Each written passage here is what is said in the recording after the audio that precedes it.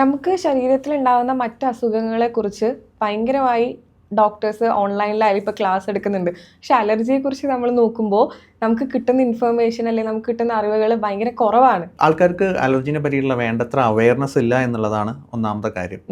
Allergy എന്ന് വെച്ചാൽ എന്തോ ഒരു ചെറിയൊരു തുമ്മൽ അല്ലെങ്കിൽ ആ ഒരു മൂക്കടപ്പ്, ഇതിന് മേലേക്ക് ആൾക്കാർ അത് കാണുന്നില്ല. ഞാൻ പറഞ്ഞ അലർജിക് റൈനൈറ്റിസിന്റെ കേസിലാണ് ഞാൻ ഈ പറയുന്നത്.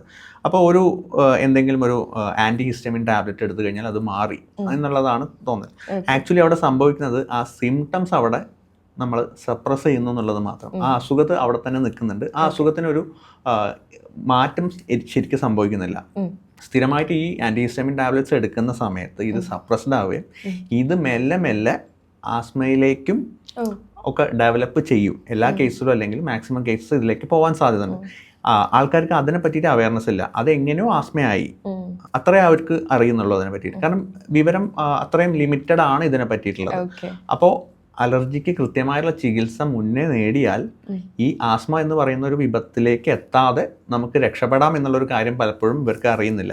അതാണ് ഞാൻ പറഞ്ഞത്, അറിയാത്തത് കൊണ്ടാണ് ഇങ്ങനെ ഒരു ഇതിൽ വരുന്നത്. അതുപോലെ ചെറുപ്പത്തിൽ കുഞ്ഞുങ്ങളിലൊക്കെ ഉണ്ടാവുന്ന എക്സിമ, കരപ്പൻ നമ്മൾ പറയുന്ന കാര്യം, ഇത് കൃത്യമായിട്ട് ചികിത്സിച്ചു കഴിഞ്ഞാൽ ഇത് അലർജിക് റൈനൈറ്റിസ് എന്ന് പറയുന്ന നമ്മൾ പറയുന്ന സാധാരണ തുമ്മലും ഇതിലേക്ക് എത്താതെ നമുക്ക് നോക്കാൻ പറ്റും. കാരണം ഇത് നമ്മൾ പറയുന്നത് തന്നെ ഇതിന് അലർജിക് മാർച്ച് എന്നാണ് പറയുന്നത്. കുഞ്ഞുങ്ങളിൽ തുടങ്ങുന്നത് ഈ കരപ്പൻ എക്സിമ എന്നുള്ള നിലയിലാണ് തുടങ്ങുന്നത്. അത് മെല്ലെ ഡെവലപ്പ് ചെയ്ത് അലർജിക് റൈനൈറ്റിസ് എന്ന് പറയുന്ന രാവിലെ എഴുന്നേറ്റുള്ള തുമ്മൽ, ജലദോഷം ഇതിലേക്ക് എത്തുന്നു.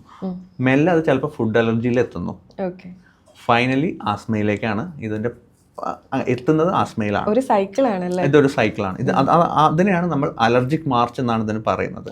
അപ്പോൾ ഇതെല്ലാം കണക്റ്റഡ് ആണെന്നും എവിടെയാണ് കൃത്യമായിട്ടുള്ള ചികിത്സ എടുക്കേണ്ടത് എന്നുള്ളതും അറിയാത്തത് കൊണ്ടാണ് ഇങ്ങനെ ഒരു സിറ്റുവേഷനിൽ പലരും എത്തിപ്പോകുന്നത്.